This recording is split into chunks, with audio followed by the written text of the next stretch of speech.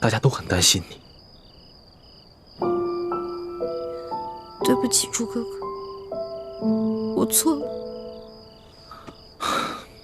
别说了，听我的话，赶紧回去吧。我答应你，如果我光复大明成功了，我不杀康熙。至于到那个时候，你还愿不愿意嫁给我，都听凭你的本心，我绝不勉强你。但是，如果我光复大明失败了，我被他杀了，我对你只有一个要求。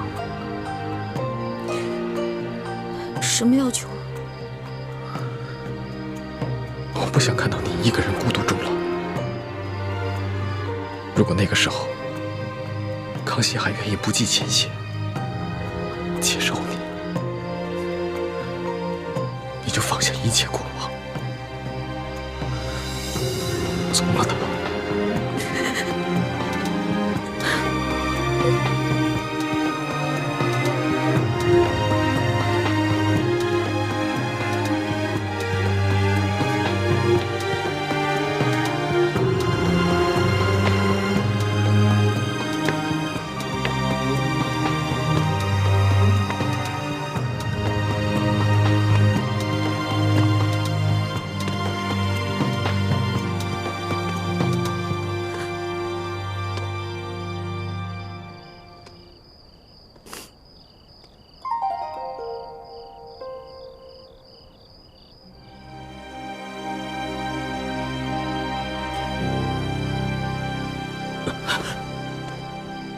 老大，我们还活着吗？还是都死了？俗话说得好啊，好人命不长，坏人活千年。你怎么可能那么容易死啊？我有点晕，你先让我躺一会儿。起开！别再装了啊！不是，哎，老大，谁救了我们呀？谁救了你？当然是老大我了。不可能吧？那个黑衣人的武功，你根本就比不上。我在他手底下最多也就过3招，你最多10招了。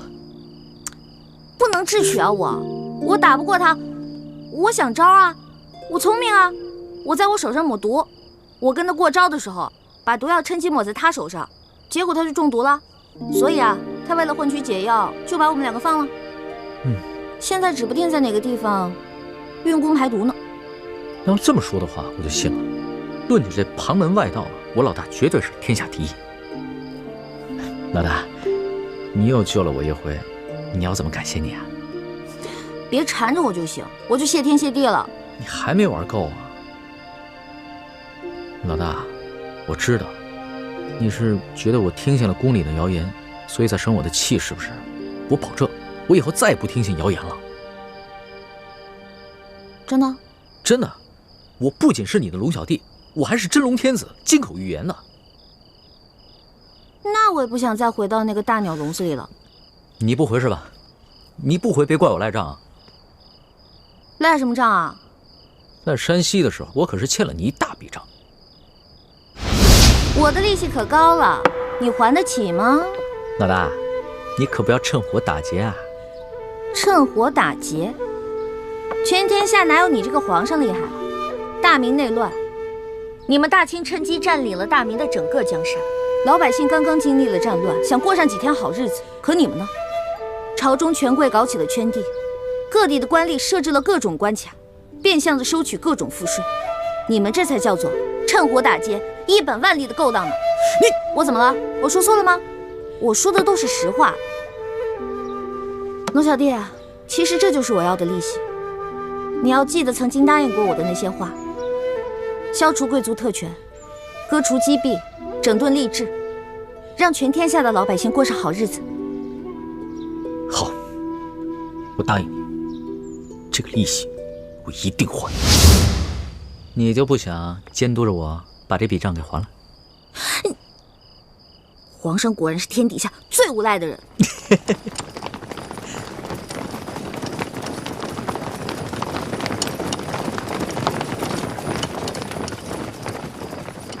皇上，奴才恭请皇上回宫。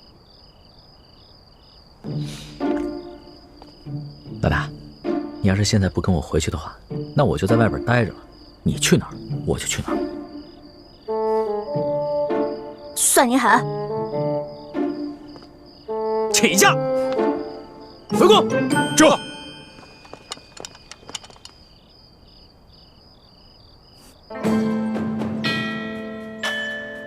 皇上回宫了。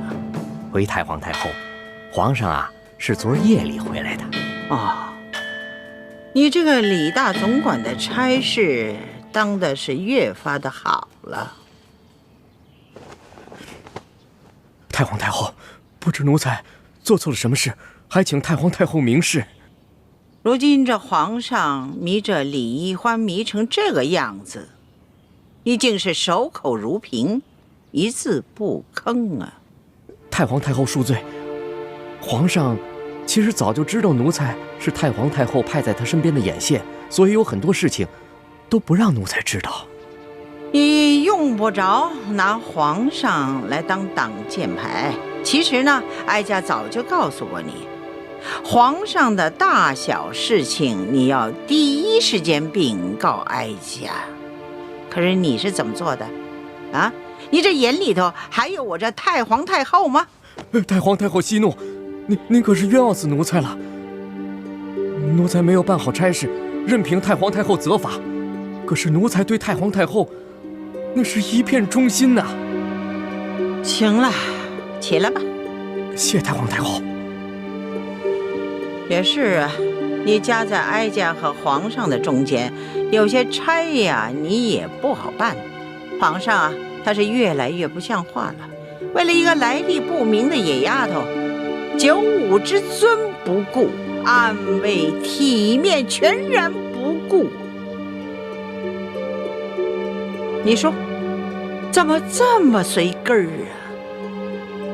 你听好了啊，这宫中哀家绝不允许再出现一个董鄂妃。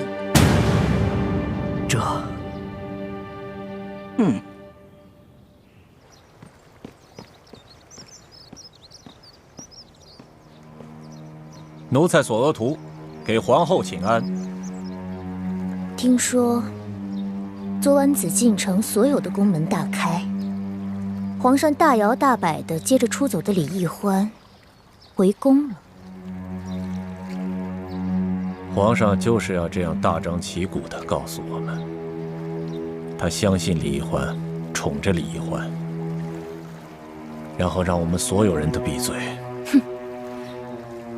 当年唐玄宗为了迎回杨玉环，也是这般深更半夜大开宫门，毫不顾忌朝野非议。可结果呢？难道皇上想学唐玄宗吗？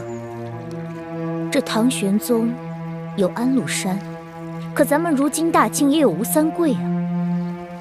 难道皇上都忘了这些前车之鉴了？皇上本来少年英明，可是竟然被李易欢这个丫头迷得失去了本性。都怪我当初考虑不周啊！本来以为他可以帮助我斗倒鳌拜，所以帮着这丫头讨好皇上，没想到现在是养虎为患了。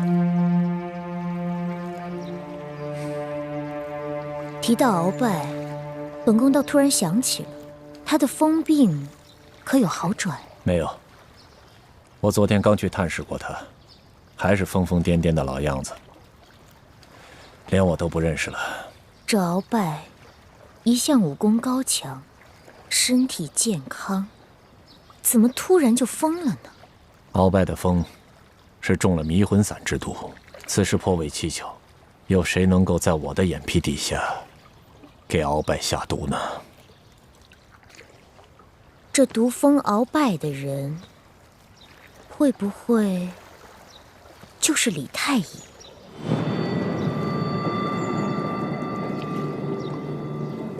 我也一直有此怀疑，只是苦无证据，所以现在也不敢声张。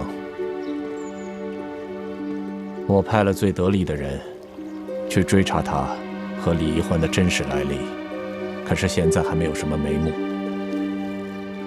这鳌拜已经被皇上圈禁了大半年了，他的党羽也被皇上清除的差不多了，所以就算是他现在清醒过来，对我们赫舍里氏一族也形成不了什么威胁了。所以，我现在敬访良医，尽快的把鳌拜治清醒过来。如此甚好。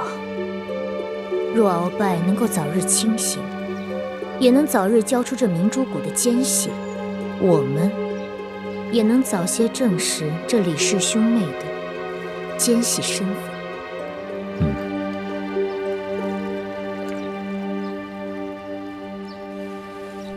这易欢简直是胡闹，也不跟我们商量一下就擅自撤离，这岂不是叫康熙索额图更加疑心了吗？义父，其实易欢此次离宫出走，事先和我商量过的。他是想刺激康熙，让康熙不要怀疑他，相信他。如今康熙好不容易把他找回去，越发珍惜他了。易欢的良苦用心，总算是没有白费。易欢居然有这样的心机了，这孩子以前可不是这么会算计的。也许他在宫中待了这大半年，让他成长了不少啊。眼下清廷跟吴三桂还没有正式的翻脸，就算他们真的开战了，我们也需要大量的军情。其实一直以来，我们都想要在清廷里安插自己的眼线，可经过这么多年的努力，都未能进入核心。这一次，你跟易欢阴差阳错的就潜伏在康熙的身边，这真是我们的意外之喜啊，也是天不亡我大明的征兆。所以你们必须要排除万难，继续潜伏在紫禁城内。我明白，我定会忍辱负重完成任务，不负各位师长所望。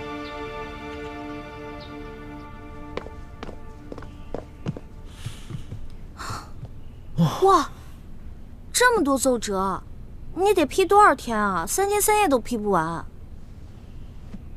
你还说呢？这不都怪你啊！大不了我陪你忙3天3夜呗。老大，这一次，这要是不出宫追你的话，你是不是真的就再也不回来了？为什么呀？你就真的那么狠得下心，永远的离开朕？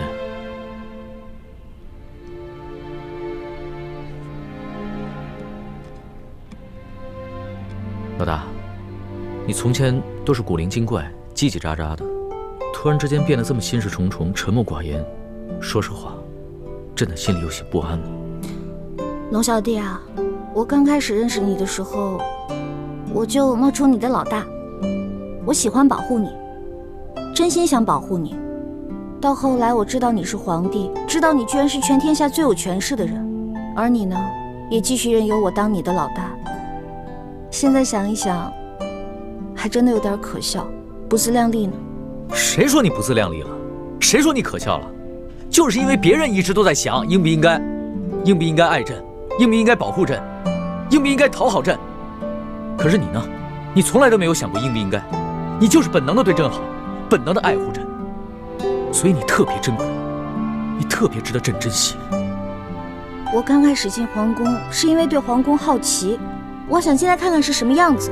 到后来呢，我慢慢习惯你给我的一切，我想陪着你。可是后来渐渐的，我对皇宫有了恐惧，我想逃离，我害怕。而且，就算你总说你心里很珍惜我，你喜欢我，可是我时常能感觉到你的心在动摇。你每一次动摇，都让我特别害怕，就更想逃离了。你看看，你又在倒打一耙。朕什么时候动摇过？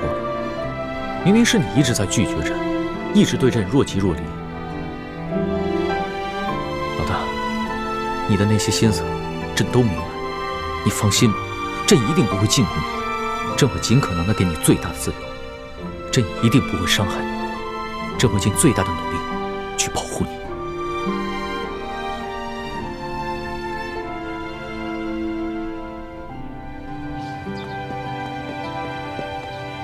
石树姑娘，你不是都已经走了吗？你还回来干什么呀？叔父，对不起啊。我也不知道怎么了。我本来已经下定决心离开龙小弟了，可看到他不顾一切出宫来找我的样子，我心里就又动摇了。哎，你们这些年轻人啊，真是拿你们没办法。看来我得抓紧时间，找个风水先生，给自己先挑一块好点的墓地，把自己的后事料理好算了。哎，叔父，不过您放心，我跟朱哥哥绝对不会连累您的。哎，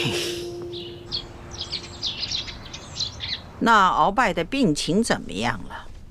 回太皇太后的话，奴才已经安排人全力的在救治鳌拜了，可他的病情始终是不见好转呢。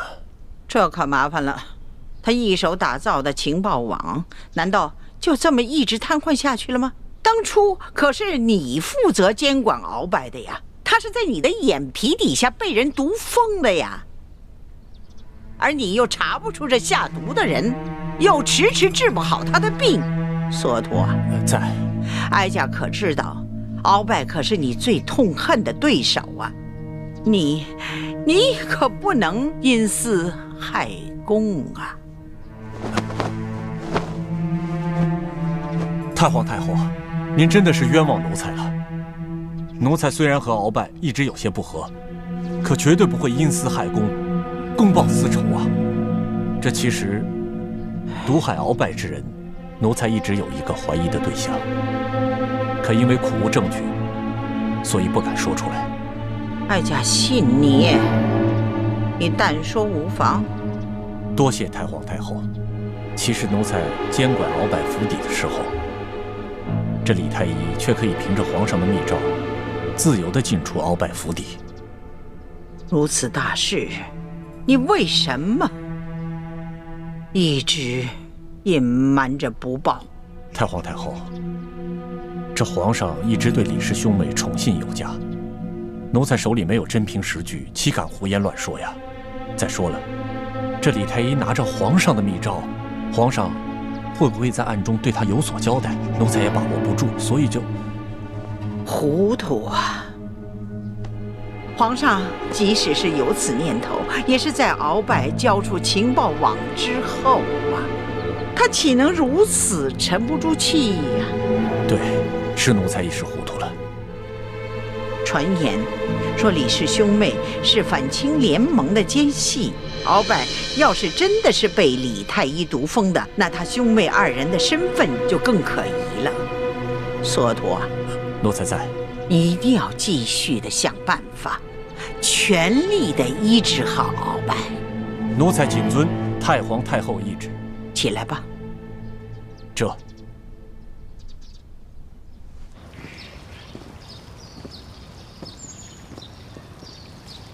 一欢，这会儿你可真是让大师兄伤心了。我就是因为不想让他伤心，所以才选择出走的。傻妹妹，你要说我嘛，已经了无牵挂，倒是可以一走了之。是我自愿继续留在宫里协助大师兄，而你，就算大师兄肯放手，你爹和诸位师长，他们能放手吗？你又能逃到哪儿去呢？雪姐姐，别老提这些让我心烦的事儿了。啊，我想明白了，反正我也改变不了什么。与其愁白了头发，不如好吃好喝的过好以后的每一天呢。真是羡慕你这个性子，天大的事情都能一笑了之。哎，雪姐姐，如果你一直留在皇宫的话，那皇上会不会对你……放心吧，康熙虽然表面恕了我的罪，但他对我还是有戒心的。看来以后不会再要动临幸我的念头，这样挺好，我也不用再费尽心思去应付他了。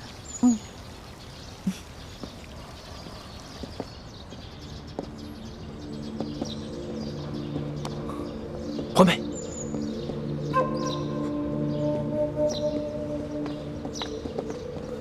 朱哥哥，什么事儿啊？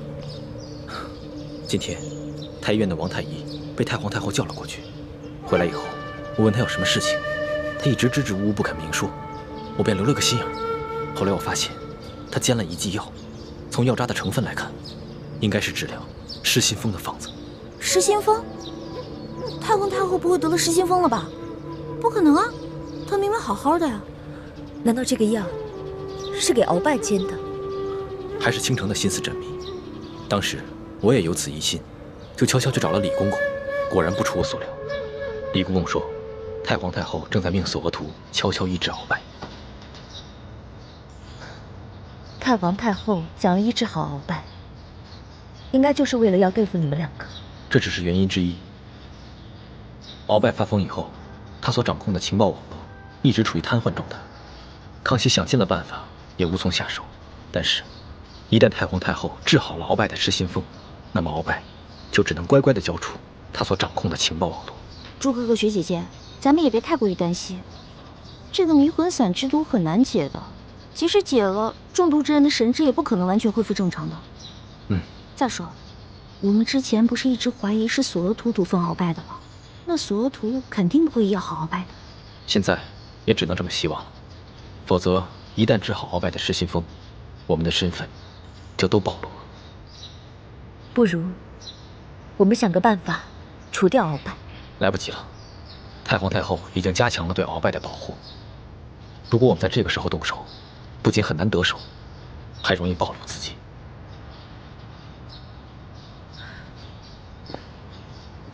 眼下之计，也只有依靠李公公，让他盯着太皇太后和索额图那边的动静，一旦发现情形不对，咱们马上撤离。现在也只能这么应付了。环梅，我有点后悔了，我不该劝你回来的。我这不是担心你跟学姐姐吗？我肯定会回来的。你真的只担心我们吗？只怕你是放不下另外一个人吧？大师兄，小师妹一定是担心我们两个的。眼下形势很复杂，我们应该放下一切杂念，一切以大业为重啊。此处不宜久留，我们还是分开吧。走。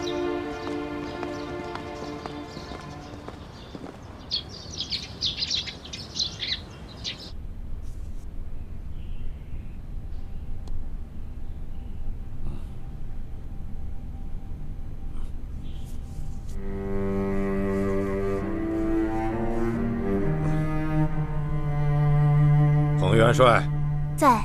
你拿着老夫的手谕，前去调8000人马，一定要把敌人斩杀于阵前。末将遵命。老爷，快把药喝了吧。不喝，这玩意儿太苦。有糖吗？我的糖呢？你给我糖！我的糖，我的糖！你给我糖，我的糖哪儿去了？你给我糖，我的糖呢？我的糖呢？我的糖去哪儿了？啊！糖在哪儿？小心老三，我的糖呢？去按住敖大人，让他吃药。是。糖。你们干什么？你别管我！我要找糖，找糖！哎呀！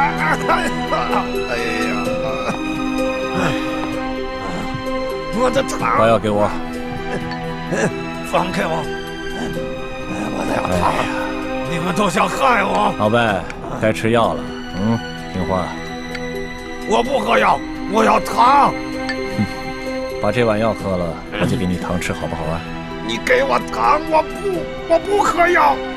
鳌拜啊，这药啊，是太皇太后亲自让太医院的院判为你配制的药，你可不要辜负了太皇太后的一片心意啊！来，乖乖的把药喝了，喝。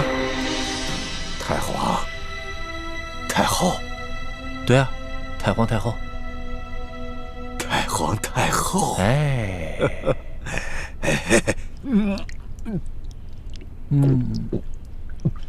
哎，不错啊，姨父，看来治疗这段时间还是略有起色啊。希望如此吧。好了，把它放了。这，老伯，你往上看，我赏你颗糖吃。糖。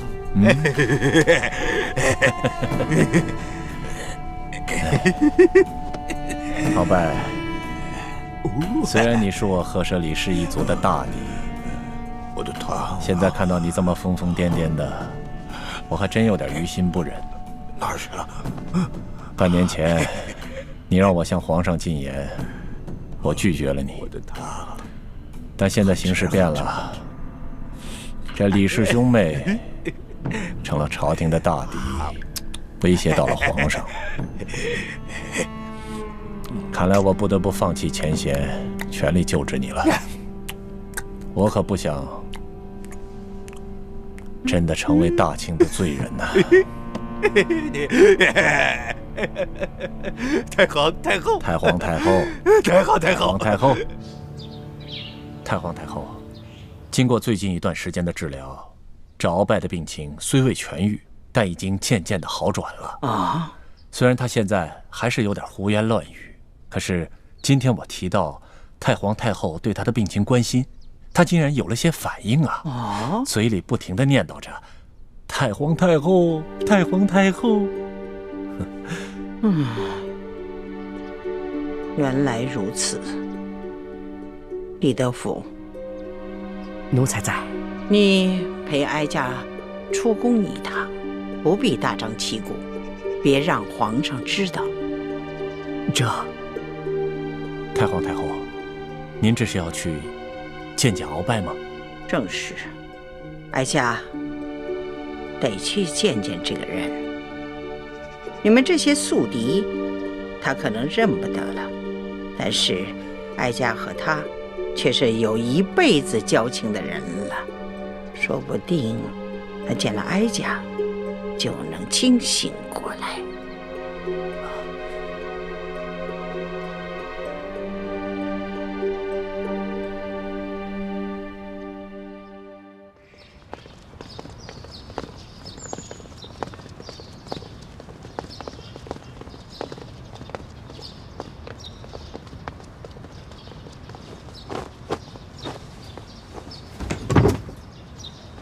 奴才索额图给太皇太后请安了。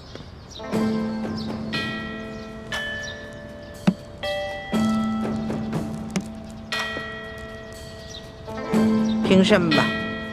这鳌拜他怎么样？鳌拜还是老样子，疯疯癫癫的。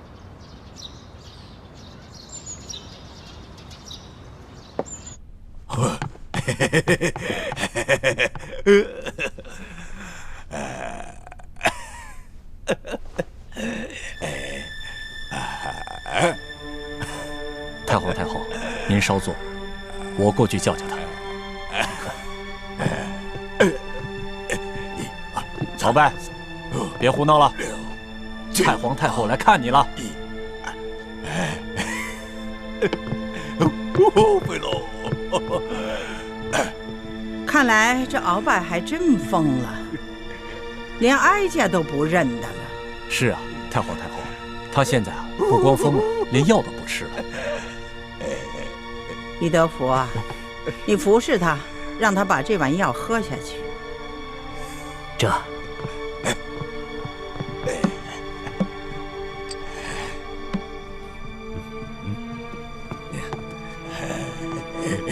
敖大人，这药可是太皇太后专门为你的病让太医熬制的，把药喝了吧。我没病，我不喝药，我要吃的，我要吃的，不好吃，你不好吃，你滚开！小心点，别把药弄洒了。敖大人，先把药喝了，喝了药以后呢，就给你好吃的了。鳌拜呀，敖大人，老贼耶！有哀家在，谁敢欺负你呀？喝了吧，啊！有好吃的啊！先喝药。你就是个大骗子！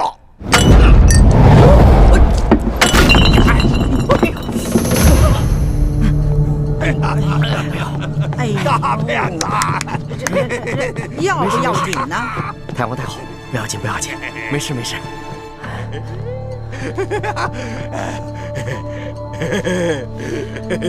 李德福，哎，你回宫吧啊，换身衣服啊，不必再回来了啊。哀家今天就是来看鳌拜的，此事啊可不能跟别人说啊，记住了。奴才谨遵太皇太后懿旨。去吧，去吧。那奴才就先告退了。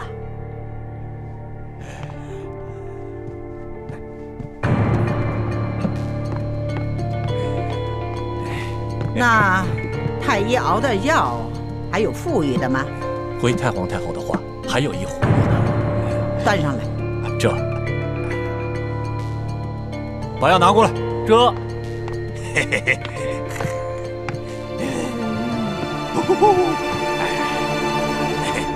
跳！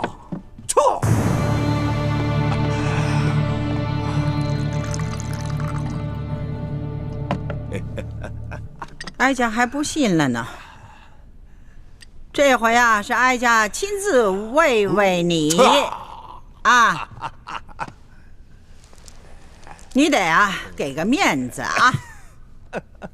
太皇太后啊，您可注意安全，他可疯得很。我不怕他。鳌拜，你玩的挺好啊。这次啊是哀家亲自为你，知道吗？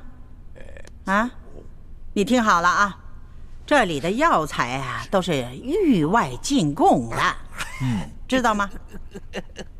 平日里啊，皇上和哀家御用的都是稀奇宝贵的东西啊。没事儿，你就把它喝下去啊！来，哀家慰慰你啊！哎，喝了这个药，你就会好了。来，张嘴喽！哎，喝了不？哎呦，哎，正好，再来一口，来，再来一口，张，哎，张，哎，你额娘都没对你这样过。来，把这个喝了。来，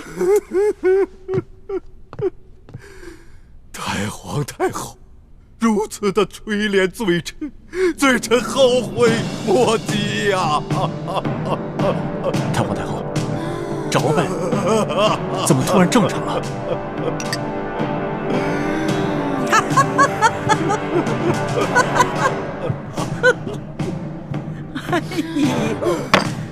哎呀！老贼呀，原来你是装疯啊！啊，你挺能演的，像个戏子，接着演呢。罪臣也是万不得已呀，太皇太后，罪臣今日才能盼到您凤驾光临。罪臣，太皇太后，罪臣有要事启奏，此事事关皇上和我大清江山的安危呀！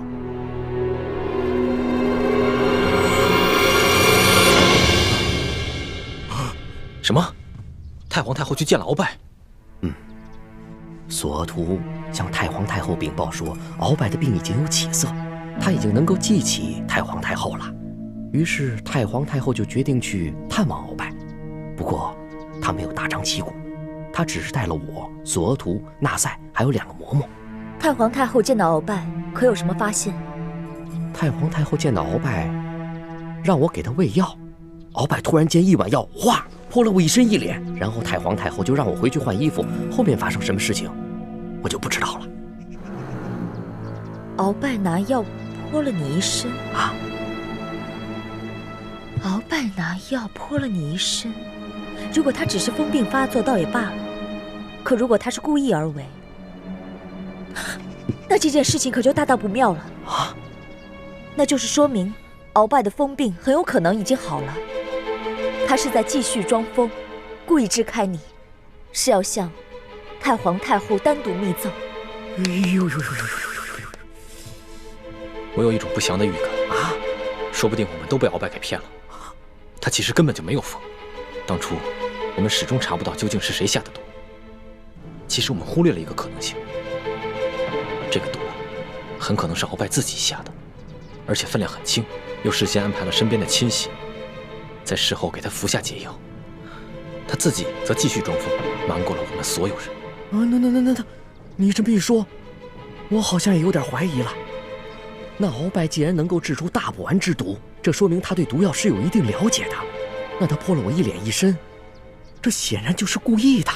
如果真是这样，那我们的身份岂不是都会暴露了？哎呦，这可怎么办呢？我说吧，让你们早点撤离，你们就是不听啊！特别是这个易欢，明明人已经走了，还回来干什么呀？叔父先别着急，事到如今，我们也只能随机应变了。在没有确定鳌拜是不是真的装疯之前，我们要预见到所有可能出现的情况，想好相应的对策。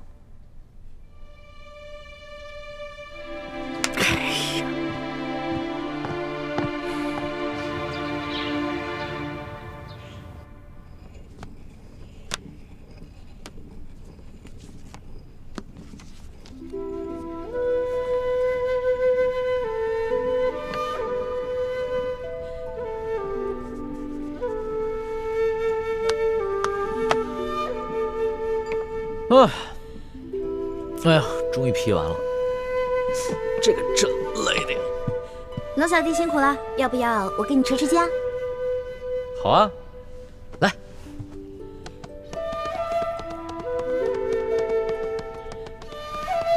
老大，谢谢你啊，谢谢你肯跟朕回来，这样的感觉真的是太好了。朕希望这样的日子永远能持续下去。龙小弟，我不敢去想什么永远，我只能珍惜我们在一起的每一天。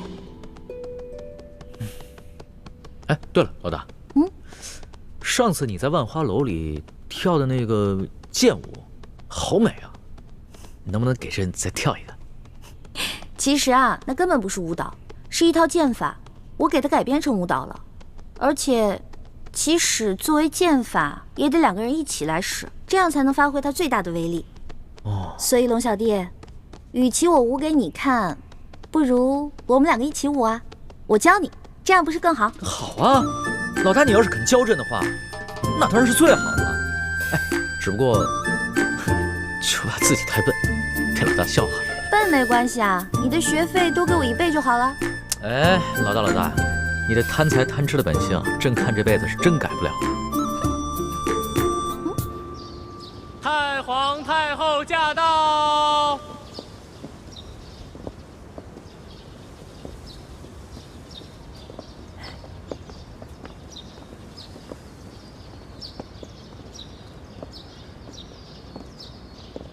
太皇太后，您吉祥。李德福，哎呀，这老贼把这汤药喷在你身上，有没有烫着？谢太皇太后关心，奴才无大碍。那还好。太皇太后，那鳌拜见到太皇太后的圣颜，病情有没有好转啊？还那样，你先下去吧。这。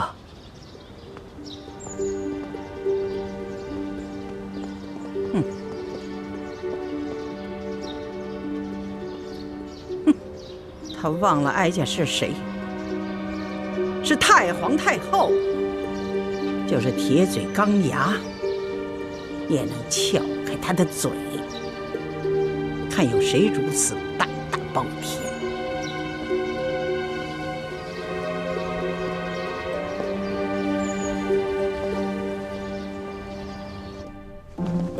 转个身，再打个花，对，刺出去，对，转身，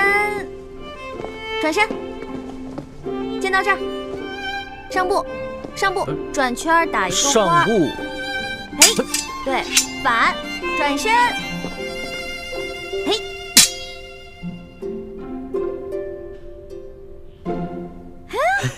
不错，龙小弟，一点就通，练武奇才啊你！还是老大教导有方嘛。皇上，太皇太后请您过去一见。哎，肯定是因为你这次出宫的事情。啊，了，别担心了，朕一定会保护你的。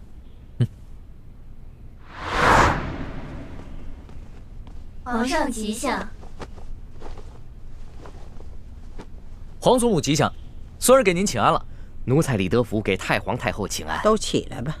谢太皇太后。李德福，奴才在。哀家家乡蒙古王爷给哀家捎来了一封家信，哀家要跟皇上聊聊家常，你们都各自下去吧。这。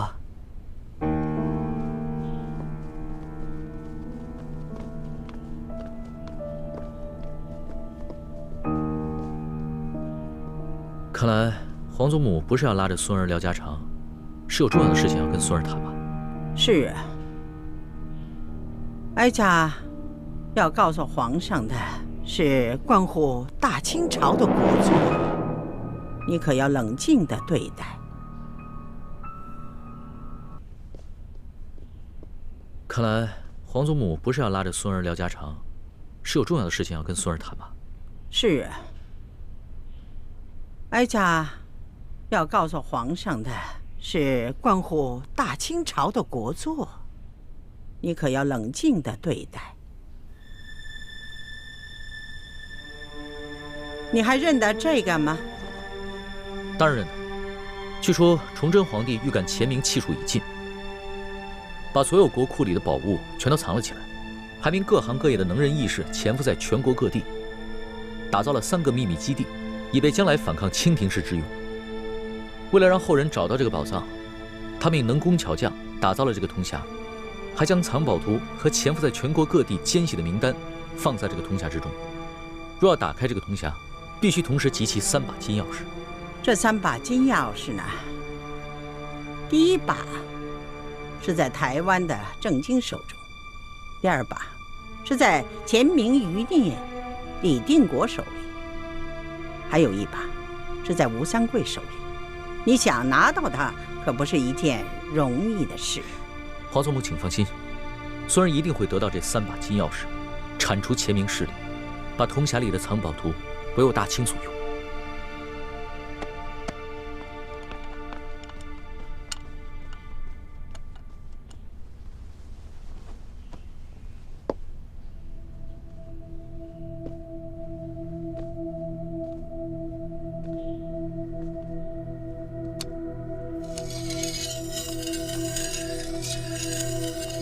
这是你皇爷爷用过的宝剑，这剑不错呀，是一把好剑。皇祖母，看见了吗？这就是那李易欢交给你的铜匣，分明是假的，你还相信他？对你忠心耿耿，用情至深吗？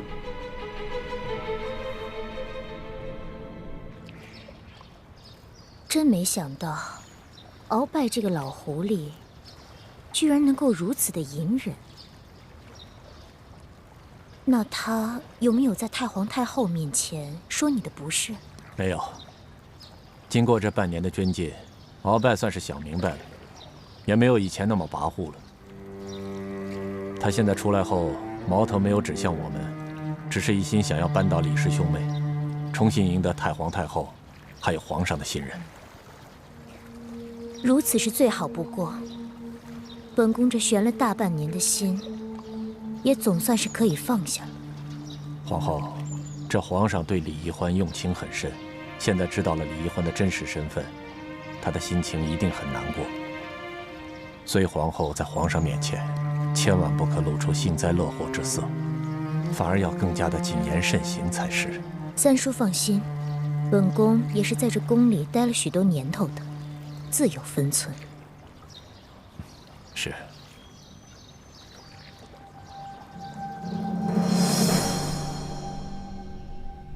皇祖母，可能这期间另有隐情，也许易欢他自己也不知情。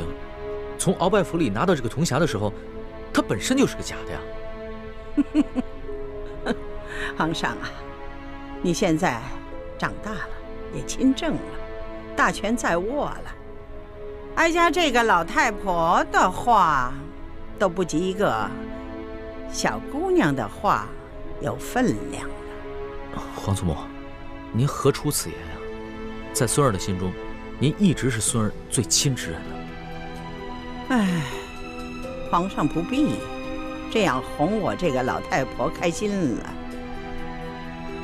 你是大清的帝王，你既然不顾你自身的安危，国事不理，竟然擅自出宫，去追寻一个来历不明的小丫头。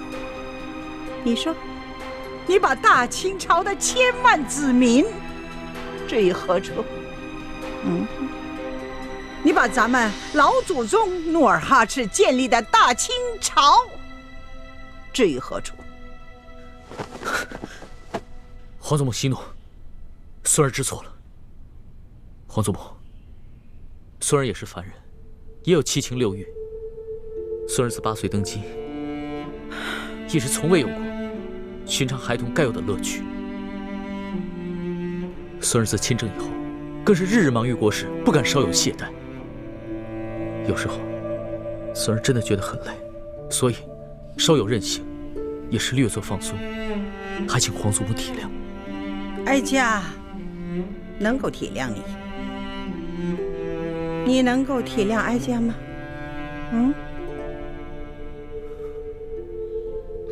你父皇临终托孤的情景，时时想起，都历历在目。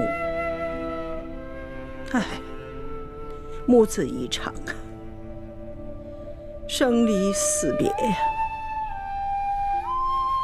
那种痛苦，哀家是无人可说，无处可诉。因为哀家那时候竟没有时间去悲哀，去哭泣，只有想着急于把你扶上龙椅，保护好你。皇祖母，不能让祖宗留下来的大清朝让旁人占据。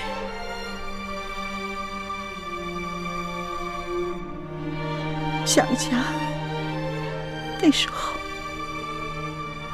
你才虚8岁，你这祖母就把你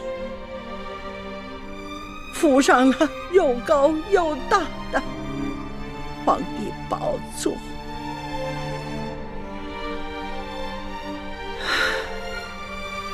把这千军万军的重担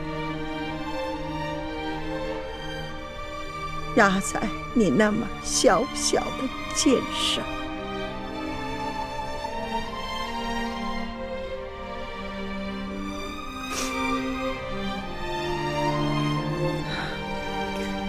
哎呀，想想这些就心痛啊。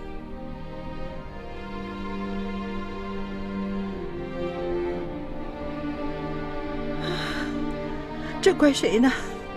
怪你的皇爷爷迷恋上了海兰珠，还是怪你那父皇迷恋上了董鄂妃？他们父子两个当时正当壮年呢，就撒手西去了，把这摇摇欲坠的大清朝就留给了你我祖孙俩。哎，这都是命啊！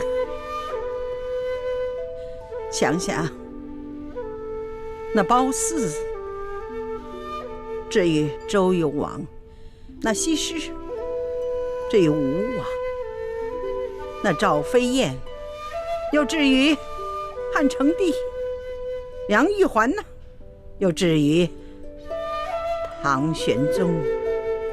这历史上为了女色而误了国的帝王还少吗？皇祖母，孙儿。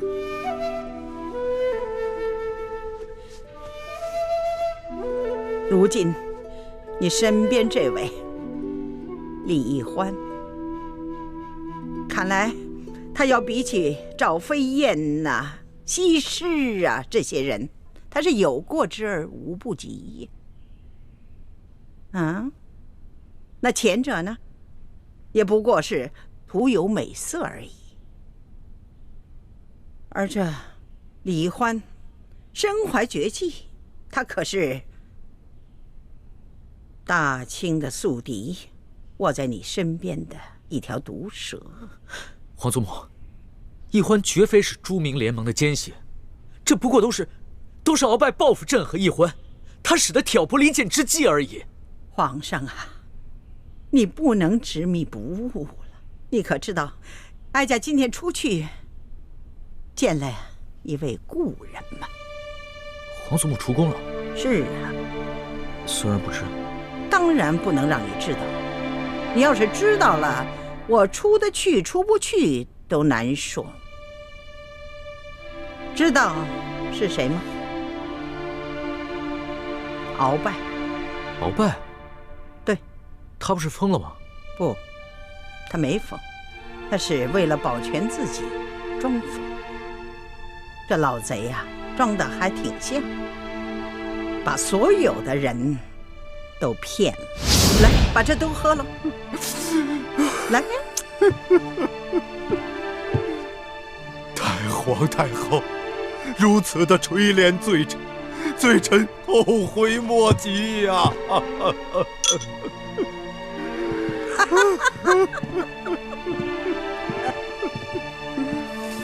哎呀，老贼呀，原来你是装疯啊！太后太后，罪臣有要事启奏，此事事关皇上和我大清江山的安危呀！这个老匹夫，之前就擅权专政，现在又装疯骗朕，还敢挑拨离间，诬陷朕的知己，朕要追治他的欺君之罪，诛他九族！哎呀，你是皇上，皇上嘛，就只有臣子和有知己呀。皇祖母，哎呀，今天说起这李易欢是反清的余孽，你怎么就沉不住气了？哎呀，怪不得这鳌拜呢装疯卖傻的隐瞒秘密，要不是遇到哀家，他不会说出这么许多的事情来。他知道皇上不信他，皇上要是知道了，是不是要杀他的头啊？会累及他的九族。皇祖母，鳌拜的话不能信。之前他就圈地误国，党同伐异，朕的辅政大臣苏克萨哈，他说杀就杀了。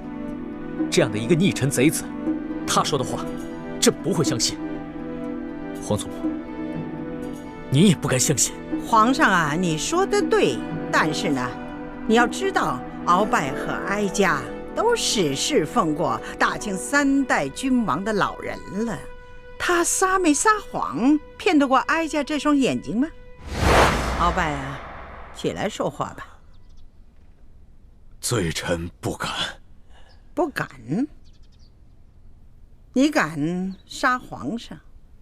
尽管皇上是先想杀你，可是他是君，你是臣，你居然敢弑君？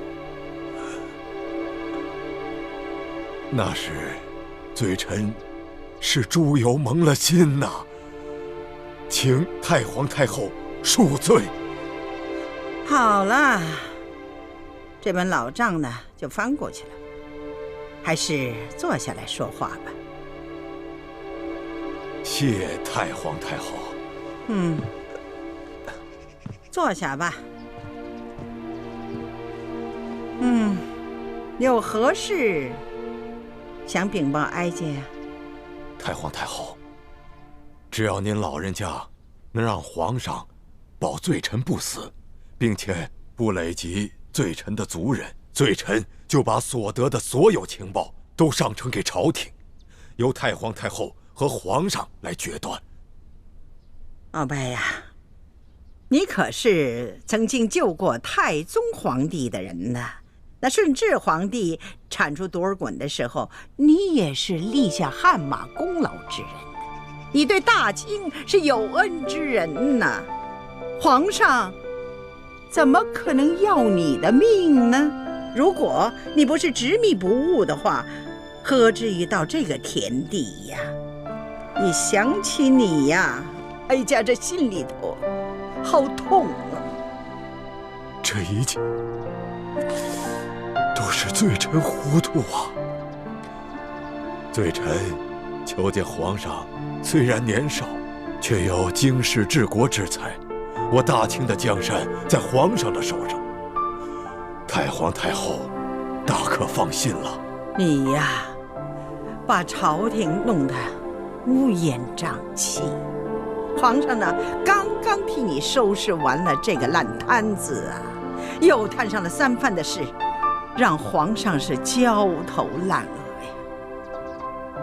你要是早些明白过来，何至于让皇上如此为难呢？是啊，罪臣当初只顾着一己之私，争权夺利。罪臣被禁足以后，又只想着跟皇上斗气。可是，经过这半年的装疯反思，现在罪臣什么都明白了。罪臣不愿做大清的罪人，这个责任我担待不起呀。罪臣现在就有一条重要的情报要禀报太皇太后，也算是罪臣为我大清江山最后再做一点贡献吧。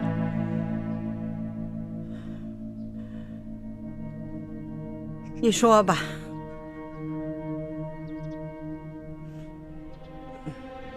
这左图和纳赛他们是哀家的信赖之人呐，这些个嬷嬷都是哀家当年从蒙古草原带来的家仆，你就放心吧。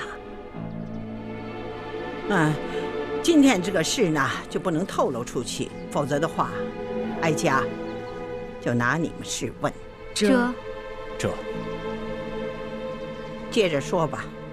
太皇太后，您老人家可听说过明珠谷？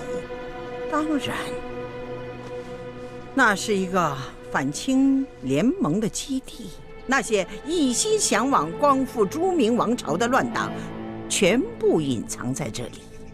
多年前，罪臣就让眼线潜入明珠谷，以便能够掌握明珠谷的动向。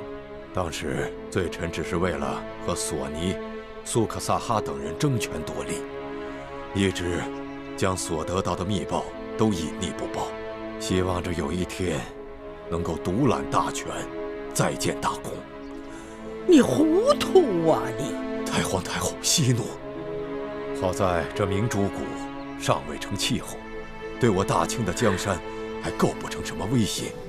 不过这明珠谷的密探现在已经潜入了紫禁城，这些个密探不仅年轻，而且那武功是深不可测，并且个个是精通奇门暗器、巫医独蛊之术。最为重要的是，他们就在皇上的身边，而且皇上却对他们十分的倚重。你隐匿明珠谷的情报是有情可原的，可是这些毒蛇都隐藏在皇上身边了，你为何不早早的向哀家禀报啊？太皇太后，我的眼线得到这个消息，前来报告罪臣之时，皇上已经把罪臣擒拿，又囚禁在这府上，无法得见太皇太后圣颜。皇上又不肯相信罪臣所言，只把罪臣的举报当作挑拨离间，有几个奸细还要杀了罪臣灭口。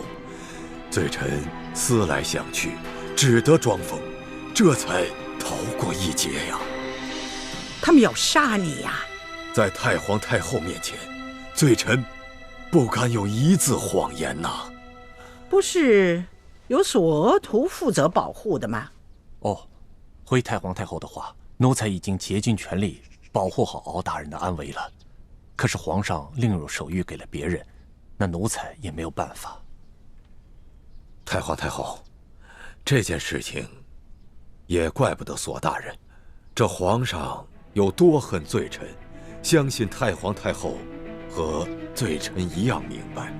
那奸细事先给罪臣下了毒，夜里欲行刺罪臣，罪臣武功尽失，不敢应斗，只能装疯，这才骗过了他们一干人等，今日才得以见到太皇太后，将这一切告知啊。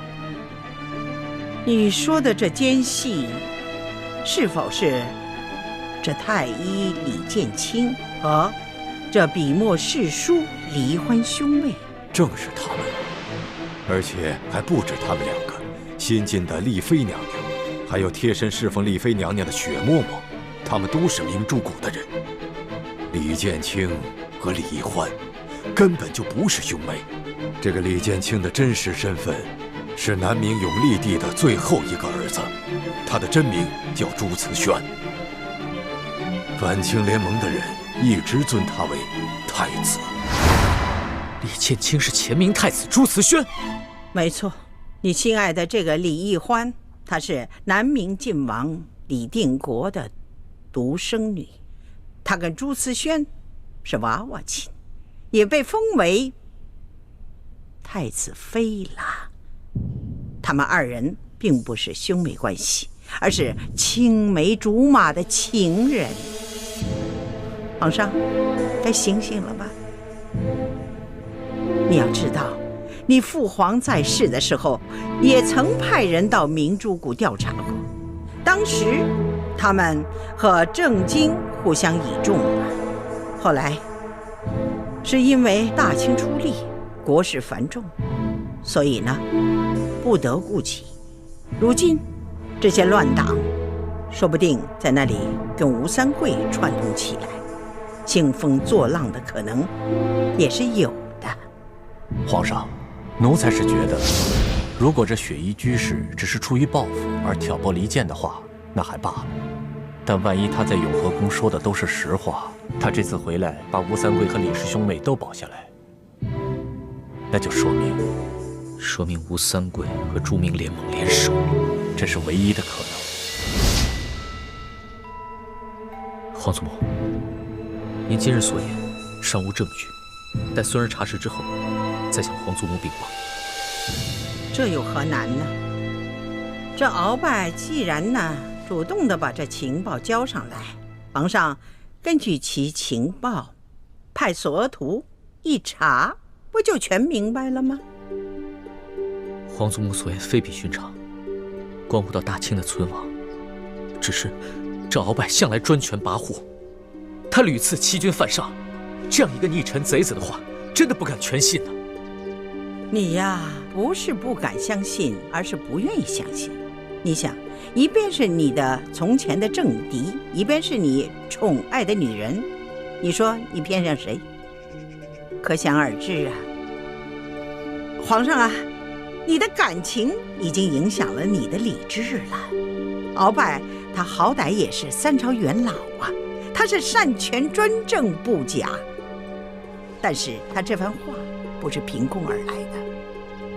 皇上，你是天纵英明，知人论事，难道你连哀家这个老太婆都不如吗？皇祖母，这李建清、李易欢还有丽妃，他们若真的是明珠谷的反贼，那他们入宫也有大半年了，这期间有无数次的机会可以下手，可他们什么都没有做。擒拿鳌拜，他们兄妹也屡建奇功。在山西的时候，李欢为了救朕，更是不顾自己的性命。朕微服私访，在宫外屡次遇到危险，都是李建清及时舍身相救。朕对李建清情同手足，至于易欢，那更是朕的红颜知己。荒唐！情同手足，红颜知己，他们是前明的余孽，是大清不共戴天的敌人，他们救你是为了得到你的信任，光复朱明才是他们最终的目的呀！你这个爱新觉罗家族的后人，大清的君王，难道你要爱一个大清宿敌的女儿，还要跟前明朱家余孽称兄道弟吗？皇宗息怒，孙儿知错了。孙儿一定不会把列祖列宗打下的江山葬送在孙儿手里。说的容易呀，而做起来却不容易。孙儿啊，皇上啊！